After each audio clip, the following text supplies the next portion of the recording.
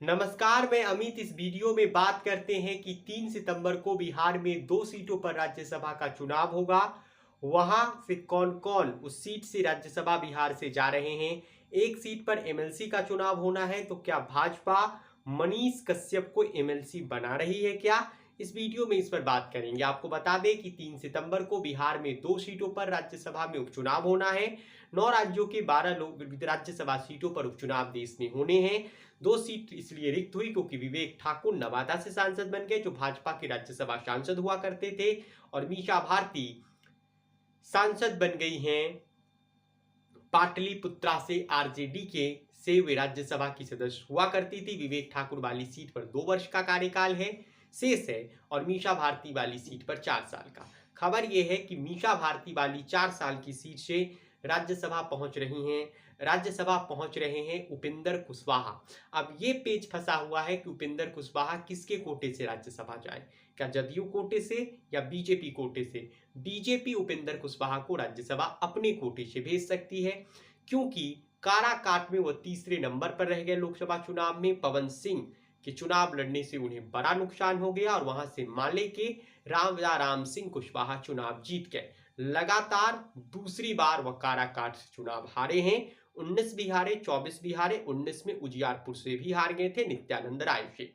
फिलहाल उपेंद्र कुशवाहा का उस सीट से राज्यसभा जाना तय है, यानी वे 4 साल वाली सीट से राज्यसभा जाएंगे। अब एक सीट 2 साल वाली राज्यसभा की और एक सीट एमएलसी वाली बची हुई है। आपको मालूम है कि एमएलसी राजद के रहे और बिस्कोमान के चेयरमैन डॉक्टर सुनील कुमार सिंह की सदस्यता समाप्त हो गई। विधान परिषद आचार संहिता ने उन्हें मुख्यमंत्री के मिमिक्री के आरोप में दोषी पाया और उन्हें संसदीय लोकतंत्र के अनुरूप उनके गरिमापूर्ण आचरण को ना मानते हुए उन्हें की सदस्यता खत्म कर दी गई, जिसके बाद सुनील सिंह नीतीश कुमार पर तीखा प्रहार करते नजर आए।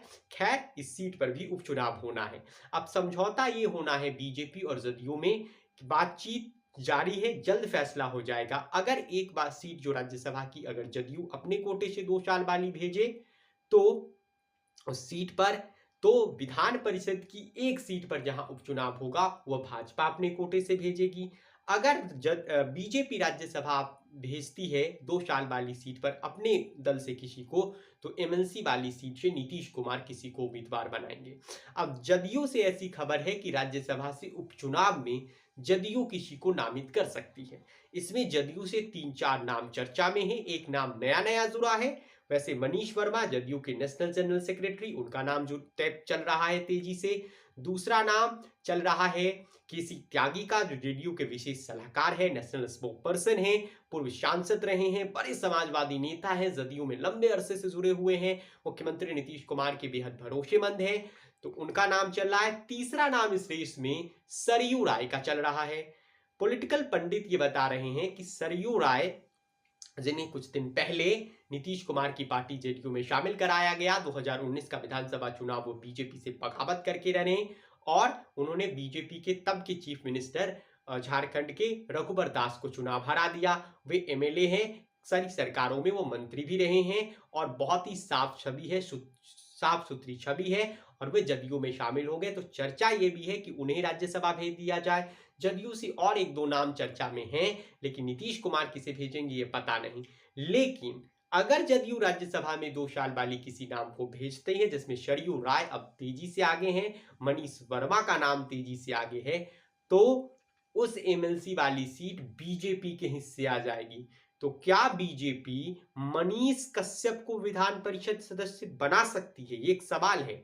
मनीष कश्यप पर क्या बीजेपी दांव खेलेगी? मनीष कश्यप एक उभरता हुआ चेहरा है। सबको पता है कि आरजेडी के खिलाफ वो बेहद तीखा बोलते हैं, बहुत ही आक्रामकता से बोलते हैं। वह इसी साल लोकसभा चुनाव के दौरान बीजेपी में शामिल हुए, तब वो बेतिया से चुनाव लड़ने की दावेदारी कर रहे थे, फिर उन्होंने नाम ही वापस ले लिया, और इसके बाद संजय जायसवाल चौथी बार वहां से एमपी बन गए। तो मनीष कश्यप को भी एमएलसी बनाने पर बीजेपी सोच सकती है।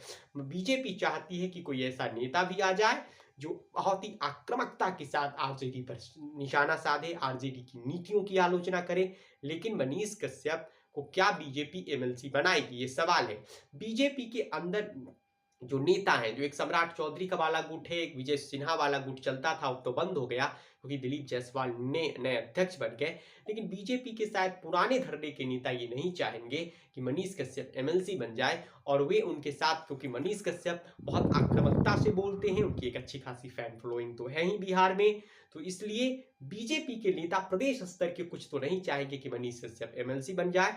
लेकिन क्या बीजेपी मनीष कश्यप को एमएलसी बना के चौंका सकती है? अगर एमएलसी नहीं बनाएगी तो फिर विधानसभा का चुनाव तो मनीष कश्यप जरूर ही लड़ेंगे बीजेपी के टिकट पर कहीं ना कहीं से। फिलहाल राज्यसभा के में एक सीट से उपेंद्र कुशवाहा का जाना तय, और जो एक सीट 2 साल वाली बची हुई है उस पर जदयू अगर अपनी उम्मीदवार भेजेगी तो संभव है कि बीजेपी अपनी एमएलसी बनाएगी। जो रिक्त हुआ है एमएलसी की सीट बिहार में, तो वहां से मनीष कश्यप के नाम पर भी बीजेपी विचार कर सकती है। वहीं मनीष कश्यप के नामों की भी चर्चा है, तो वहीं अगर बीजेपी अपने कोटे से राज्यसभा भेजेगी तो जदयू किसी को एमएलसी बनाएगी। फिलहाल इस खबर से बस इतना ही। आप हमारे फेसबुक पेज को जरूर फॉलो कीजिए, वीडियो को ज्यादा से ज्यादा लोगों तक शेयर कीजिए, और यूट्यूब पर हमारे अगर वीडियो को देख रहे हैं तो चैनल को जरूर सब्सक्राइब कर लीजिए। आपका धन्यवाद।